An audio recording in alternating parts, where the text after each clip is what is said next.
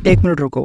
अगर आपने इस चीज़ में पैसे लगा दिए ना, आपका पैसा इतना कम आएगा, इतना कम रिटर्न मिलेगा। और जो इन्वेस्टमेंट प्लान है ना, ये जो प्लान है वो बहुत ही गलत है।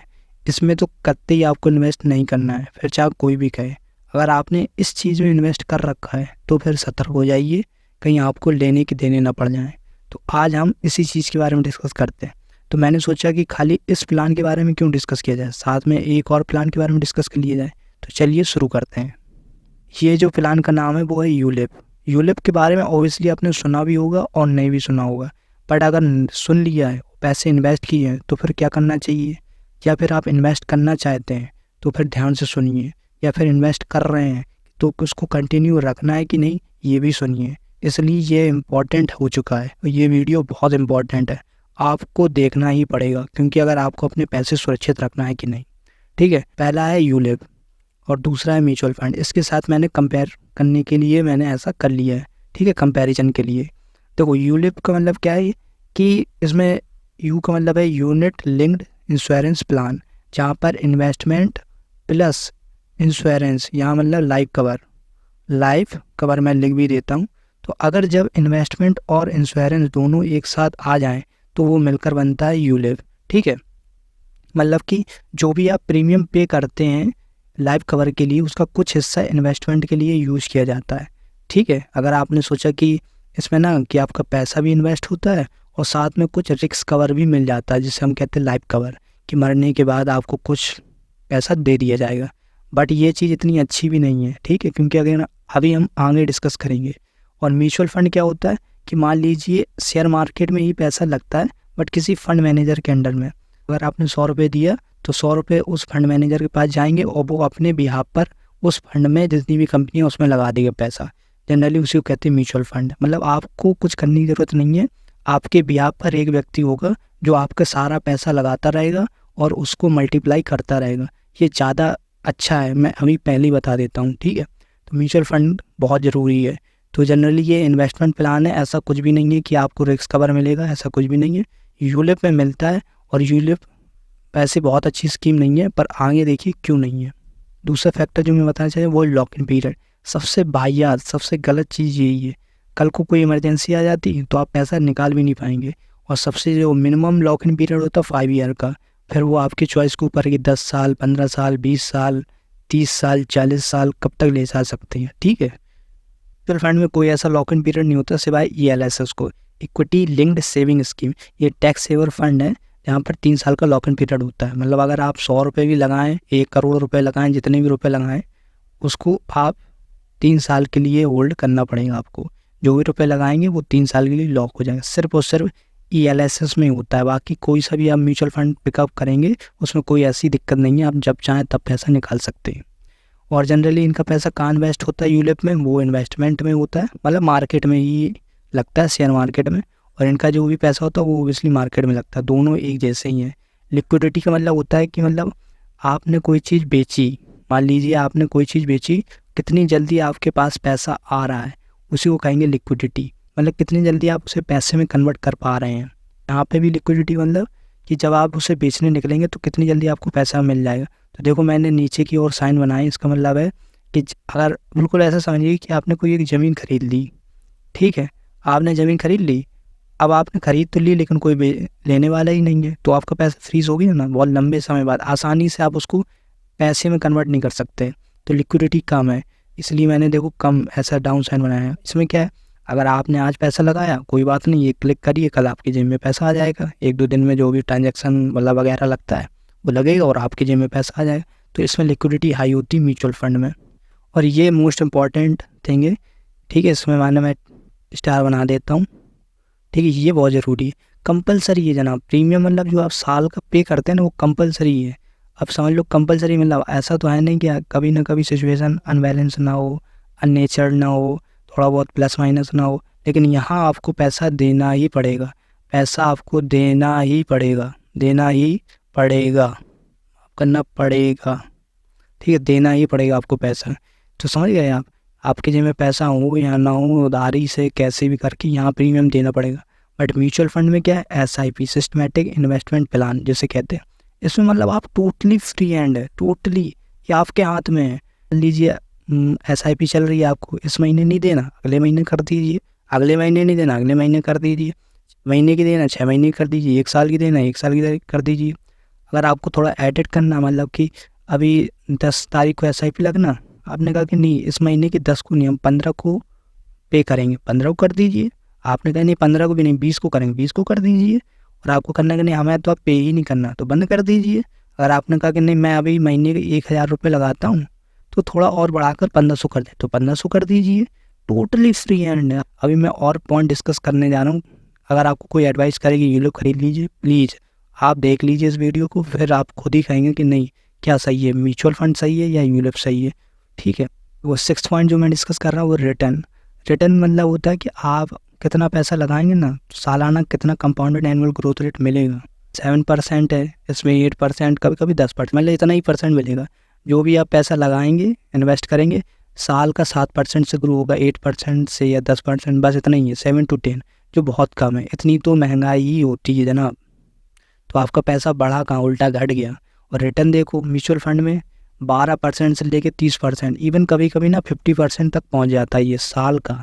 आप यकीन नहीं करेंगे, लेकिन जो इन्वेस्ट कर रहा होगा म्यूचुअल फंड में वो जानता होगा कि साल के 40% 50% तक पहुंच जाता है। जनरली वर्स्ट सिनेरियो से लेकर गुड सिनेरियो के बीच में चले तो वो 12% से लेकर 30% के बीच में आसानी से आप रिटर्न पा सकते हैं, जो कि मैंने लिख दिया वेरी हाई, और यहाँ वेरी लो। रिटर्न बहुत कम है, यहाँ रिटर्न बहुत ज़्यादा है। तो सबसे ज़्यादा ये आकर्षक लगता है कि नहीं यूलिप हमें ख़रीदना चाहिए, क्योंकि इन्वेस्टमेंट तो हो ही रहा है, साथ में हमें कुछ लाइफ कवर मिल रहा है। तो लाइफ कवर इतना कम होता है ना कि वो बहुत ही कम होता है, उससे आपको कुछ फ़ायदा पहुंचने वाला भी नहीं है। आपके जाने के बाद वो आपको फैमिली मेम्बर्स को कोई भी बेनिफिट मिलने वाला नहीं, क्योंकि वो इतना कम ही होता है। ठीक है, वो क्यों कम होता है ये भी बता दूंगा मैं। और यहाँ तो कोई ओबियसली कोई इंश्योरेंस कवर तो होता ही नहीं है, तो इसलिए आप अलग से टर्म प्लान ले सकते हैं। इधर तो खाली इन्वेस्टमेंट होता है जनाब, इन्वेस्टमेंट। यहाँ तो खाली आपको रिटर्न मिलेंगे, कोई लाइफ कवर नहीं मिलता। ठीक है, अगला पॉइंट अगर डिस्कस करें tax benefit. Tax benefit almost same होता है, क्योंकि अंडर सेक्शन 80C के तहत आपको 1.5 लाख तक की छूट मिल जाएगी। ठीक है, वैसे हर एक म्यूचुअल फंड में नहीं मिलता। अब स्मॉल कैप खरीदेंगे, मिड कैप खरीदेंगे, लार्ज कैप, इसमें कहीं भी आपको ऐसा टैक्स बेनिफिट नहीं मिलता, सिवाय ELSS को, इक्विटी लिंक्ड सेविंग स्कीम, जिसे टैक्स सेवर फंड भी कहते हैं। वहाँ पे होता है कि अगर आप साल में 1.5 लाख रुपए जमा करते हैं और फिर आप क्लेम कर सकते हैं कि अंडर सेक्शन 80C के तहत 1.5 लाख तक की छूट मिलती है। ठीक है, टैक्स बेनिफिट में आओगे तो 1.5 लाख तक की छूट मिल जाती है अंडर सेक्शन 80C के तहत। ELSS में, जो इसे टैक्स सेवर फंड कहते हैं, बाकी किसी में नहीं मिलती। ठीक है, कैपिटल गेन टैक्स दोनों में सेम है, जो कि मैंने लिख दिया, मतलब 10% on long term capital gain tax. ठीक है, ओवर 1 लाख। मान लीजिए आपको प्रॉफिट हुआ, आपने कितने भी रुपए लगाए उससे डजेंट मैटर, मान लीजिए आपको 5 लाख का प्रॉफिट हुआ, तो ओवर 1 लाख, 1 लाख घटा दीजिए तो बचा 4 लाख। 4 लाख का 10% कितना हुआ, 40,000 रुपये। इस पर टैक्स लगेगा आपको। यही सेम प्रोसेस म्यूचुअल फंड में भी है और वहीं यूलिप में। ठीक है, फंड मतलब अब कहाँ पर पैसा लगता है, इक्विटी फंड में भी लग सकता है, डेप्ट में भी लग सकता है, हाइब्रिड मतलब both the combination of equity and डेप्ट। ठीक है, ये होता है जनरली किसी किसी को पता नहीं रहता, तो मैंने बता दिया कि हाइब्रिड मतलब होता है combination of both equity and डेप्ट। यहाँ दोनों चीज़ें सेम है, आप कहीं पे भी पैसा लगा सकते हैं, इक्विटी, डेप्ट, हाइब्रिड। और कई तरह के फंड होते हैं जैसे सेक्टोरल वगैरह वगैरह, उसे हम फिर कभी डिस्कस करेंगे। फिलहाल तो अभी यूलिप और म्यूचुअल फंड के बारे में बताया जा रहा है। 11th जो पॉइंट है चार्जेस। फिलहाल तो मुझे पहले रखना चाहिए, बट मैंने सोचा कि क्यों ना मैं इसे सीक्वेंस बाय स्टेप आपको समझाता चलूँ, तब आप कहेंगे कि हाँ ये बात बिल्कुल सही है। ठीक है, तो चार्जेस की बात करते हैं।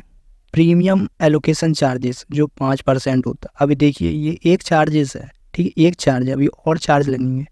यूलिप की बात की जा रही है यहाँ पर। यूलिप में कितने सारे चार्जेस हैं, हिडन चार्जेस कह सकते हैं, क्योंकि जनरली जो आपको बेचेगा बैंक वाले, जो फंड के जो लोग होंगे या जो एजेंट होगा, वो बताएगा नहीं। क्यों बताएगा, क्योंकि उसको लॉस होगा। इसलिए मैं बता रहा हूँ कि चार्जेस क्या क्या लगते हैं। तो प्रीमियम एलोकेशन चार्जेस 5% लगता है।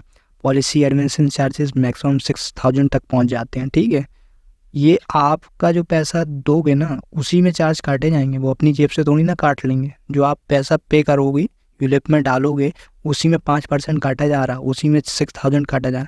फिलहाल जब बहुत ज़्यादा बवाल मचा कि आप इतना पैसा कैसे काट सकते हैं, फिर बचा ही क्या हमारे पास, तो फिर उसे हटा दिया गया। बट कहते हैं ना कि कान सीधे इधर ऐसे ना पकड़ के ना उल्टी तरफ से सीधा कान पकड़े, तो या फिर मैं एक कहावत बोलूँ ना कि बंदर कितना भी बूढ़ा क्यों ना हो, गुलाटी मारना नहीं छोड़ सकता। तो इसलिए वो ये प्रोसेस करेंगे ही करेंगे, कहीं ना कहीं से वो ले देकर चार्ज काटते ही काटते हैं। तो ठीक है, तो उन्होंने ये दोनों चार्जेस हटा दिए, हमने फंड स्विचिंग चार्जेस लगा दिया। मतलब आप सेम टाइप के फंड में अलग फंड में जाना चाहते, जैसे मान लीजिए इक्विटी फंड में है, कोई इक्विटी फंड में पैसा लगा है, आपने सोचा इस इक्विटी फंड में मुझे रिटर्न नहीं मिला तो अगले इक्विटी फंड में चले जाइए, तो उस फंड स्विचिंग चार्जेस लगता है। तो कहीं कहीं ना एक दो बार अगर आप ऐसा कर सकते साल में कि आपको माने कि इक्विटी फंड में रिटर्न नहीं मिला, तो साल में या जो भी हो, किसी किसी महीने में होता है, लेकिन जनरली साल का ही रखते लोग कि एक साल में अगर एक दो बार या 3 बार आप फंड स्विच कर सकते हैं। बट इसके बाद अगर आप करेंगे तो तब तक तो फ्री रहता है, फिर लेटर आपको चार्जेस लगने स्टार्ट हो जाते हैं। ठीक है, तो एक ये चार्ज हो गया। फंड मैनेजमेंट फ़ीस हो गया जो कि 1.3% तक होता है। ठीक है, जो आपकी पैसे से कटेगा। और भी चार्जेस हैं जैसे policy surrender charges, expense ratio जो कि अब 5% तक पहुंच जाता, बहुत हो जाता है यार। पार्शियल विड्रॉल चार्जेस, डिसकंटिन्यूएंस चार्ज होता है, मोर्टेलिटी चार्जेस। सबसे ज़्यादा खतरनाक तो यही होता है, मोर्टेलिटी चार्जेस। ठीक है, इसमें क्या होता है कि आपकी उम्र अभी 18 है, ठीक है, फिर 20 होगी, ओबियसली उम्र तो दिन पे दिन बढ़ती है, 25, 30, 40, 50। तो मान लीजिए आप 18 साल के हैं, तो 1 लाख रुपये अगर आप लगाते हैं तो सपोज दैट कुछ चार्ज कटा है 1,000 रुपये, जो मोर्टेलिटी चार्जेस की बात कर रहा हूँ मैं। ठीक है, जो उम्र के हिसाब से लगता है, एज बेस्ड चार्ज होता है जो। तो 1 लाख लगाओगे तो 99,000 लगेंगे। जब 25 साल के हो गए, मतलब कुछ साल बाद 1 लाख रुपये तो आप पे करोगे प्रीमियम, फिर 95,000 लगेंगे। और जब 60 साल के हो गए, ऐसे मतलब 40, 50, 60 ऐसे करते करते अगर मान लीजिए 60 साल तक आपने पे किया 1 लाख रुपये, तो 80,000 लगेगा। क्यों? क्योंकि जैसे जैसे देखेंगे ना कि उम्र बढ़ते बढ़ते धीरे धीरे आप दुगना चार्जेस लगेगा, फिर 3 गुना, 4 गुना, 5 गुना, ऐसे जैसे उम्र बढ़ती जाएगी आपके चार्जेस ऐसे बढ़ते जाएंगे। ठीक है, तो ये सबसे ज़्यादा खतरनाक चार्ज है, जो एज के हिसाब से आपको चार्ज देना पड़ता है, जिसे कहते हैं मोर्टेलिटी चार्जेस, सबसे खतरनाक। ऐसा है ना कि सब लोग ना अच्छी बात बताते हैं पर अंदर की बात कोई नहीं बताता, तो अंदर की बात बताने का काम इस चैनल का है। ठीक है, यहाँ पर चार्ज की बात की जाए तो एक्सपेंस रेशियो होता है, जो कि मतलब फंड को चलाने के लिए थोड़ा बहुत खर्चा ले लिया जाता, तो वो बहुत ही कम है, समझ लीजिए मतलब 0.1%, कुछ भी नहीं है यार। 1.5% या 2%, ऐसा नहीं है कि मतलब सब 2% मांग रहे, सब 1.5%। इसके मतलब 0.1% से लेके 2% के बीच कुछ भी ले सकते हैं, और जो बहुत ही मिनिमम होता है मतलब उन्हें भी रन करना पड़ता है। और कोई भी ऐसा अदर चार्जेस नहीं है, कोई हिडन चार्जेस नहीं है। ठीक है, कुछ भी ऐसा अदर चार्जेस नहीं, कोई हिडन चार्जेस नहीं, सिर्फ यही है। और पार्शियलिटी कुछ भी नहीं की जाती, एकदम ट्रांसपेरेंसी के साथ की जाती। तो आप समझ पा रहे हैं यूलिप कैसा है। एग्जिट लोड समझे? एग्जिट लोड मतलब है कि आपने पैसा लगाया, या समय से पहले जब आप पैसा निकालना चाहते तो उसको कुछ पैसा पेनल्टी लगा दी जाती। एग्जिट लोड यही हुआ कि समय से पहले पैसा निकालना। फ्लिप में क्या होगा कि प्रीमियम जो आप साल का पे करते हैं करेंगे, अगर आपने मतलब टाइम से प्रीमियम नहीं दे पाया तो आपको मिलेंगे 30 डेज़ का एक टाइम पीरियड मिलेगा, जो ग्रेस पीरियड कहते हैं। तो 30 दिन का मिलेगा। ठीक है, कि 30 दिन के अंदर अगर आप पैसा जमा करते हैं तो आपको कोई दिक्कत नहीं। लेकिन जैसे ही 30 दिन हुए, और हो सकता है लाइफ में कभी कभी ऐसी इमरजेंसी आ जाती है, ऐसी सिचुएशन अराइज हो जाती हैं, ऐसी चीज़ें हो जाती हैं जीवन में कि हम टाइम से पैसा नहीं दे पाते, तो बहुत ज़्यादा डिफ़िकल्ट होता, तो प्रीमियम नहीं दे पाते भाई। कभी कभी सिचुएशन हो जाती ना कि भविष्य किसने देखा, अनप्रेडिक्टेबल है। भविष्य जो किसने देखा, अतीत में जाकर हमने थोड़ी ना देख के आए कि समय हमारा अच्छा ही चलेगा, ऊपर नीचे तो होता ही रहता प्लस माइनस। मान लीजिए 30 दिन का टाइम मिलता है फिर आपको कि पैसा जमा करने, अब आप 30 दिन निकल गए, नहीं दे पाए, तो जो यूलिप है ना, ये फंड वो सीधा डिसकंटिन्यूअस पॉलिसी फंड के अंदर चला जाएगा। अब खेल शुरू होता है। तो जैसे ही वो डिसकंटिन्यूअस पॉलिसी फंड में जाएगा, तो जो भी रिटर्न मिल रहे होंगे सिर्फ आपको 4% दिया जाएगा। सोचो, महंगाई ही जनाब 8, 9, 10% बढ़ रही, तो पैसा बढ़ कहाँ रहा, उल्टा पैसा घट गया, बर्बाद हो गया, पूरा पैसा डूब गया। ये कह सकते कि अब तो आपका पूरा का पूरा पैसा डूब गया ना। तभी मैं कह रहा हूँ कि यूलिप में आपका पूरा का पूरा पैसा डूब जाता है। क्यों डूब जाता है? इसीलिए डूब जाता है क्योंकि रिटर्न तो कुछ है ही नहीं उसमें। रिटर्न सिर्फ 4% मिल रहा है, बताओ। और चार्जेस के नाम पे जो आपने टाइम से पैसा जमा नहीं किया उसको भी तो चार्ज देना पड़ेगा, तो 1000 से लेकर 4000 के बीच में तो चार्ज लगा ही जाता। और जिस वजह से तो आप यूलिप को आपने चूज़ किया था ना, तो वो आप मिलेगा ही नहीं, लाइफ कवर ख़त्म, मतलब भूल जाओ आप। और ऊपर से टैक्स जो बेनिफिट मिलता था वो भी रिवर्स हो जाएगा और एज ए इनकम मान लिया जाएगा। सोचो कितना बड़ा दिक्कत है, पैसा टाइम से ना दो तो मुसीबत। और यहाँ म्यूचुअल फंड में सिर्फ 1 से 1.5% 2% के बीच लगता है चार्जेस। मतलब 100 रुपये में मान लीजिए आपके 1-2 रुपये चले गए तो क्या चला गया जनाब, और आपको पूरा पैसा वापस आ जाएगा। ये है, इधर तो सीधा सीधा 1000 रुपये जा रहा और रिटर्न तो 4% मिल रहा है, ना कुछ रिटर्न मिल रहा ना कुछ, सब ऐसे उल्टा पुल्टा चलता रहता। और सबसे बड़ा लॉस, सबसे ज़्यादा लॉस, इसलिए मैं कहता सारा का सारा पैसा डूब ही जाता है यूलिप में, वो कंपाउंडिंग लॉस का। यूलिप कंटिन्यूस फंड से अगर आप 30 दिन के पीरियड में अगर पैसा जमा नहीं करते, उसके बाद वो डिसकंटिन्यूस फंड में चला जाता है, फिर होता है कंपाउंडिंग लॉस, सीधा सीधा आपका पैसा गिरता है। और यहाँ कोई कंपाउंडिंग लॉस नहीं, सीधा आपके मार्केट में जा रहा। अगर आपने मान लीजिए SIP बंद कर दिया, आपने पैसा बंद कर, तो जो अमाउंट रह गया वो मार्केट में वैसे भी मल्टीप्लाई होता रहेगा, उसमें कौन सा कुछ प्रॉब्लम है।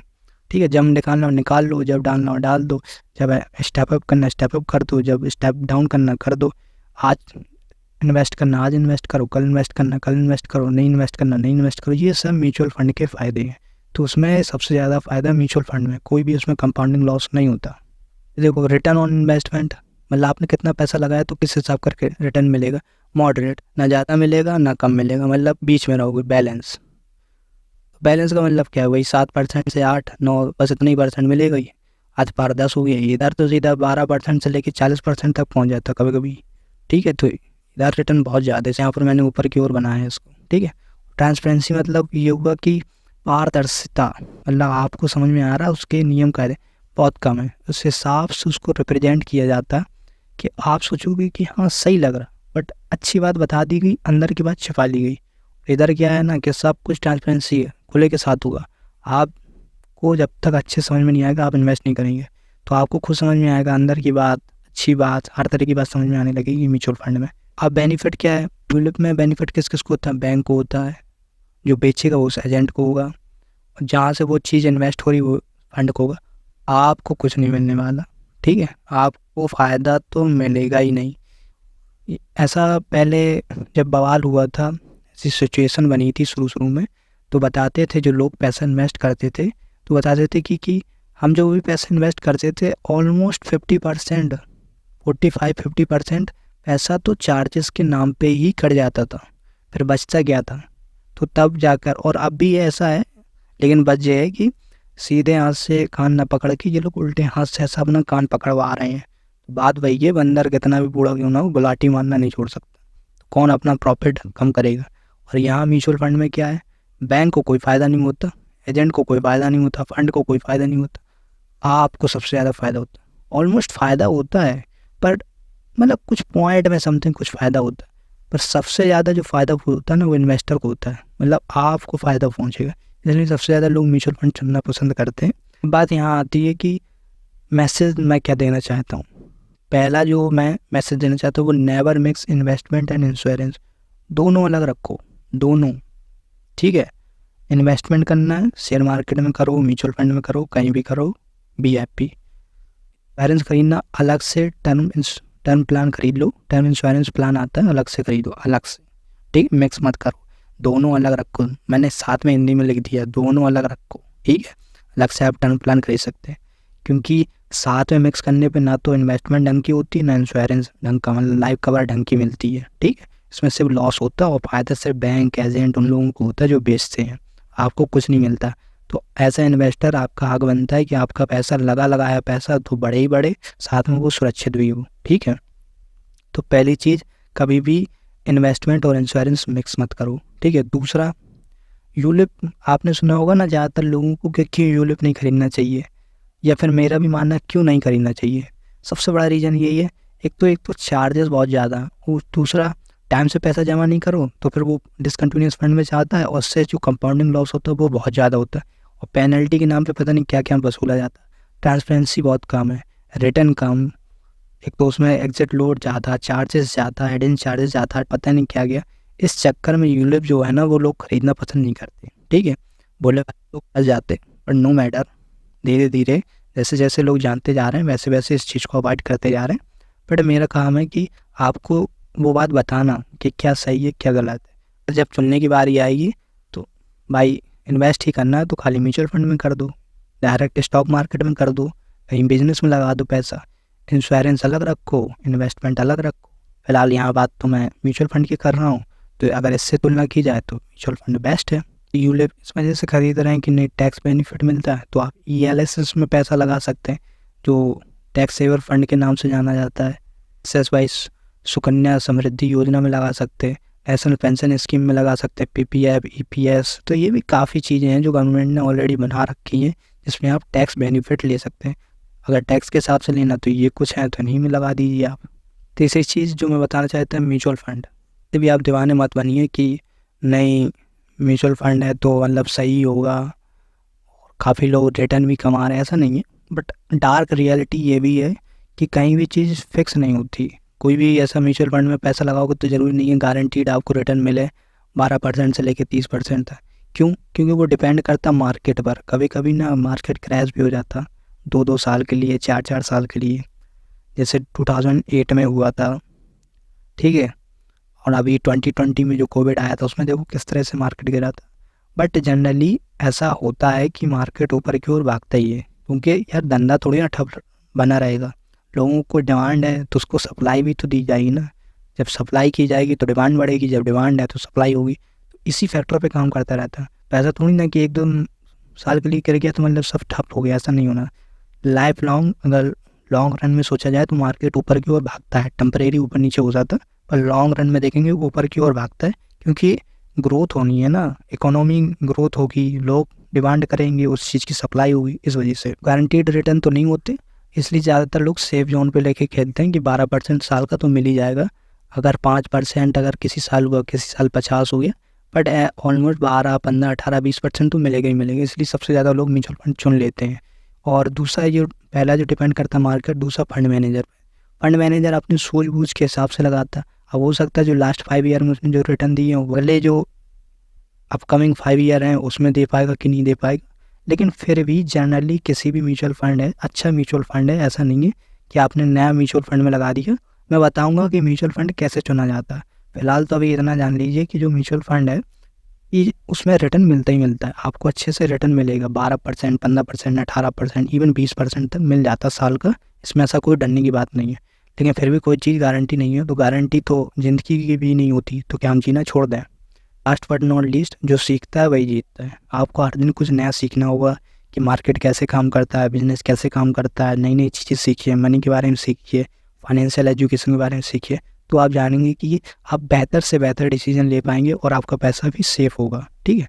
तो और भी अगर किसी टॉपिक में वीडियो चाहिए तो बता दीजिए, कमेंट कर दीजिए। और भी मैंने वीडियो बना रखे हैं, उन्हें देख सकते हैं। और कोई भी डाउट है तो लिखिए, मैं उसको सॉल्व कर दूंगा। ओके, तब तक के लिए thank you so much. Thank you so much.